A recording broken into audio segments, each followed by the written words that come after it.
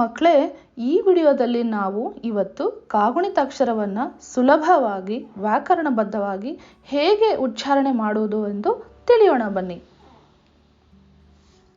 ಇಲ್ಲಿ ನೋಡಿ ಮಕ್ಕಳೇ, ಇಲ್ಲಿ ನಿಮಗೆ 3 ಸಾಲು ಕಾಣಿಸ್ತಿರಬಹುದು. ಅದರಲ್ಲಿ ಮೊದಲನೇ ಸಾಲು ಸ್ವರಾಕ್ಷರಗಳು ಅಂದರೆ ಅ, ಆ, ಇ, ಈ. ಅದೇ ರೀತಿ ಎರಡನೇ ಸಾಲನ್ನು ಸಂಕೇತಗಳು ಅಂತ ಹೇಳ್ತೀವಿ. ಅದರಲ್ಲಿ ಮೊದಲನೇದು ತಲೆಕಟ್ಟು, ಎರಡನೇದು ತಲೆಕಟ್ಟಿನ ದೀರ್ಘ, ಮೂರನೇದು ಗುಡಿಸು, ನಾಲ್ಕನೇದು ಗುಡಿಸು ಪ್ಲಸ್ ದೀರ್ಘ ಗುಡಿಸಿನ ದೀರ್ಘ. ಹಾಗಾದರೆ ಈ ಸಂಕೇತಗಳು ನಮಗೆ ಹೇಗೆ ಗುಣಿತಾಕ್ಷರಗಳನ್ನು ಮಾಡಲಿಕ್ಕೆ ಸಹಾಯ ಮಾಡಬಹುದು ಅಂತ ನೀವು ಯೋಚಿಸ್ತಿರ್ಬೋದು. ಆದ್ದರಿಂದ ವರ್ಗೀಯ ವ್ಯಂಜನದ ಮೊದಲನೆಯ ಅಕ್ಷರವಾದ ಕಾವನ್ನು ನಾವು ಉದಾಹರಣೆಯಾಗಿ ಇಟ್ಕೊಂಡು ಕಲಿಯೋಣ ಬನ್ನಿ. ಇಲ್ಲಿ ನೋಡಿ ಮಕ್ಕಳೇ, ಕ ಪ್ಲಸ್ ಸಂಕೇತ ಇಸ್ ಈಕ್ವಲ್ ಟು ಕಾಗುಣಿತ. ಹೇಗೆ ನೋಡೋಣವಾ? ಕ ಪ್ಲಸ್ ತಲೆಕಟ್ಟು ತಲೆಗಟ್ಟು ಕ ಅಂದರೆ ವಾಪಸ್ ಸ್ವರಾಕ್ಷರ ಆ ಇಂದ ಕೊನೆಗೊಳ್ತಾ ಇದೆ. ಅದೇ ರೀತಿಯಾಗಿ ಕ ಪ್ಲಸ್ ತಲೆಕಟ್ಟಿನ ದೀರ್ಘ ಕ ಅಂದರೆ ಸ್ವರಾಕ್ಷರ ಆ.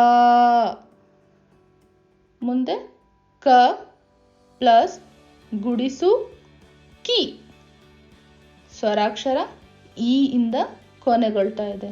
ಅದೇ ರೀತಿಯಾಗಿ ಕ ಪ್ಲಸ್ ಗುಡಿಸು ಪ್ಲಸ್ ದೀರ್ಘ ಕ ಗುಡಿಸಿನ ದೀರ್ಘ ಕೀ ಅಂದರೆ ಸ್ವರಾಕ್ಷರ ಈ ಇಂದ ಕೊನೆ ಆಗ್ತಿದೆ. ಗಮನಿಸ್ತಿದ್ದೀರಾ ಅಲ್ವಾ ಮಕ್ಕಳೇ? ಅದೇ ಪ್ರಕಾರವಾಗಿ ಮೊದಲನೇ ಸಾಲು ಉ, ಊ, ರು ಮತ್ತು ಗೆ. ಎರಡನೇ ಸಾಲು ನೋಡಿ, ಸಂಕೇತಗಳು ಕೊಂಬು, ಕೊಂಬಿನ ದೀರ್ಘ, ಒಟ್ರು ಸುಳೆ ಮತ್ತು ಏತ್ವ. ಅದೇ ರೀತಿಯಾಗಿ ನಾನು ಮೊದಲೇ ಹೇಳಿರುವ ಹಾಗೆ ಕ ಪ್ಲಸ್ ಕೊಂಬು ಕು ಅಂದರೆ ಸ್ವರಾಕ್ಷರ ಊ ಇಂದ ಕೊನೆ ಆಗ್ತಾ ಇದೆ. ಕ ಪ್ಲಸ್ ಕೊಂಬಿನ ದೀರ್ಘ ಕೂ ಸ್ವರಾಕ್ಷರ ಊ ಇಂದ ಎಂಡ್ ಆಗ್ತಾ ಇದೆ. ಕ ಪ್ಲಸ್ ಒಟ್ರು ಸುಳೆ ಕೃ ಸ್ವರಾಕ್ಷರ ರು ಇಂದ ಕೊನೆ ಆಗ್ತಾ ಇದೆ.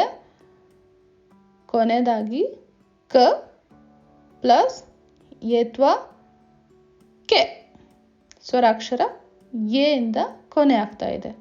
ಎ ಐ ಓ ಓ. ಅದೇ ರೀತಿಯಾಗಿ ಎ ಅಂತ ಇರೋದಕ್ಕೆ ಏತ್ವದ ದೀರ್ಘ ಅಂತಲೂ, ಐ ಅಕ್ಷರದಲ್ಲಿ ಇರೋದ್ರಿಂದ ಐತ್ವ ಅಂತಲೂ, ಓ ಸ್ವರಾಕ್ಷರದಲ್ಲಿ ಇರೋದ್ರಿಂದ ಓತ್ವ ಅಂತಲೂ, ಕೊನೆಯದಾಗಿ ಓ ಸ್ವರಾಕ್ಷರದಲ್ಲಿ ಇರೋದ್ರಿಂದ ಓತ್ವದ ದೀರ್ಘ ಅಂತಲೂ ನಾವು ಇದನ್ನು ಉಚ್ಚಾರಣೆ ಮಾಡ್ತೀವಿ. ಹಾಗಾದರೆ ಕ ಪ್ಲಸ್ ಏತ್ವದ ದೀರ್ಘ ಕೇ ಬಂತಲ್ಲ, ಸ್ವರಾಕ್ಷರ ಎ ಇಂದನೇ ಕೊನೆ ಆಗ್ತಾ ಇದೆ. ಅದೇ ರೀತಿಯಾಗಿ ಕ ಪ್ಲಸ್ ಐತ್ವ ಕೈ ಸ್ವರಾಕ್ಷರ ಐ ಇಂದ ಕೊನೆ ಆಗ್ತಾ ಇದೆ. ಕ ಪ್ಲಸ್ ಓತ್ವ ಕೋ ಸ್ವರಾಕ್ಷರ ಓ ಇಂದ ಕೊನೆ ಆಗ್ತಾ ಇದೆ. ಕೊನೆಯದಾಗಿ ಕ ಪ್ಲಸ್ ಓತ್ವದ ದೀರ್ಘ, ಹಾಗಾಗಿ ಕೋ ಎಂದು ಗುರುತಿಸ್ತೀವಿ.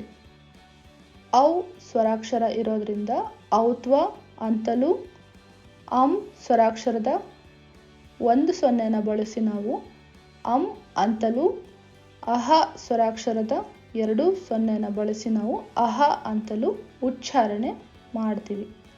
ಹಾಗಾದರೆ ಈಗ ಗುಣಿತಾಕ್ಷರಗಳ ವಿಷಯಕ್ಕೆ ಬಂದರೆ ಕ ಪ್ಲಸ್ ಔತ್ವ ಕೌ ನೋಡಿದ್ರಲ್ಲ, ಔ ಸ್ವರಾಕ್ಷರದಿಂದನೇ ಕೊನೆ ಆಗ್ತಿದೆ. ಅದೇ ರೀತಿ ಕ ಪ್ಲಸ್ 1 0 ಕಮ್. ನೋಡಿದ್ರ ಅಂತಾನೆ ಕೊನೆ ಆಗ್ತಾ ಇದೆ.